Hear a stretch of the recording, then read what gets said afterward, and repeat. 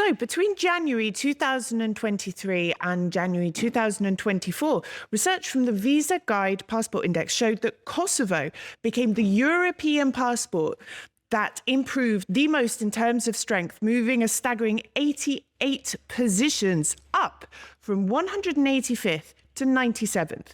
Now, this, as you know, is probably mainly due to visa liberalisation in the Schengen zone, which came into force earlier last year after a very, very long wait and lots of patience from Kosovo.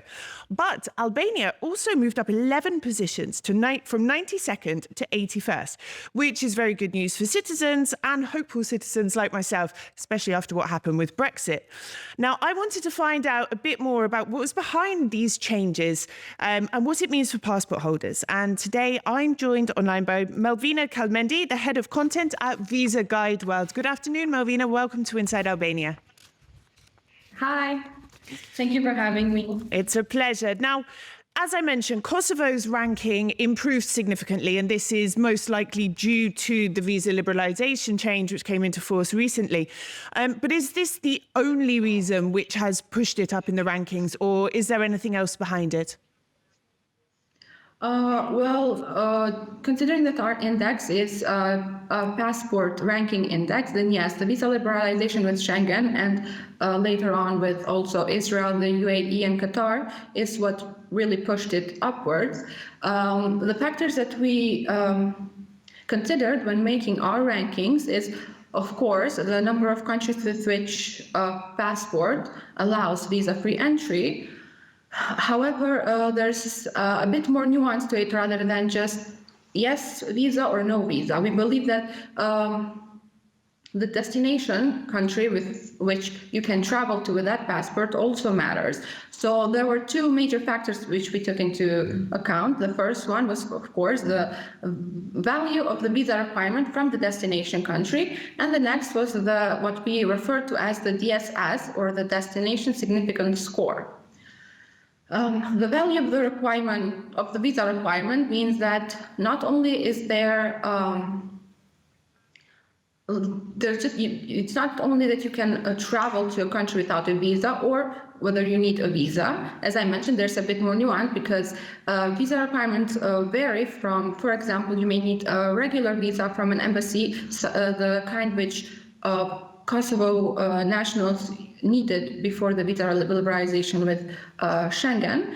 But there's also different types of visas, such as online visa, electronic or on arrival, which have technically, yes, they are visas, but they are much easier to obtain. You can obtain them upon arrival within minutes, through the internet with like 5 minutes time. So we've assigned different values to each visa requirement, and we've multiplied that with destination significance score. By what we mean with destination significance score is each country, each destination which that passport allows entry to has been assigned a value. This value takes into account the GDP of that destination, the power index, meaning the strength, stability, global influence of a destination country, the tourism index, how popular that destination is, as well as the human development index, which is an overall measure of the happiness and well-being of the population living in that country.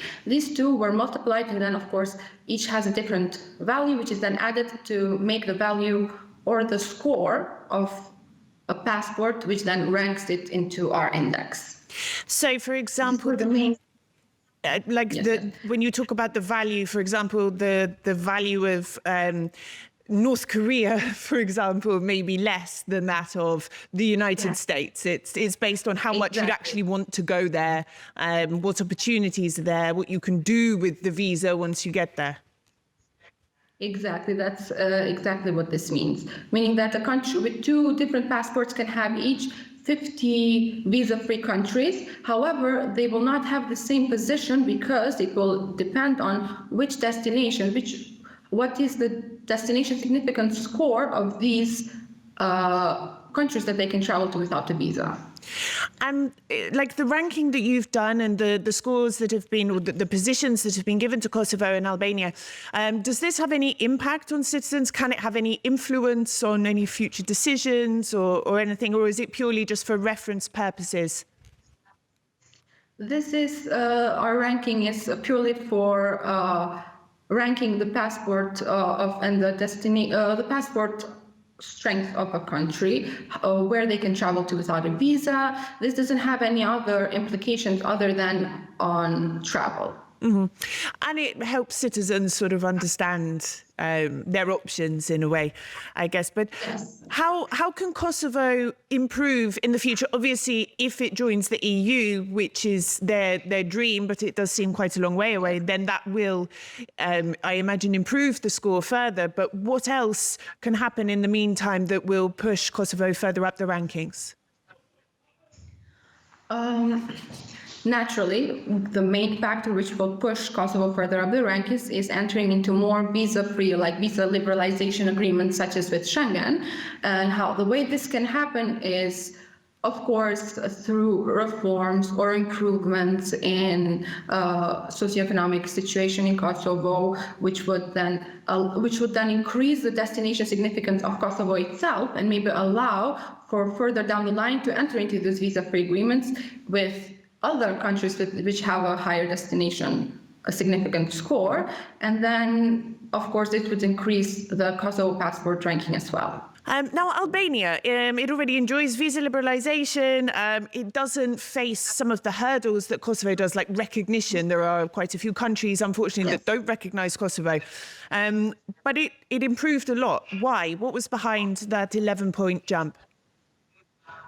Yes, if I'm not mistaken, Albania has increased by 10 positions from 2023 to 2024.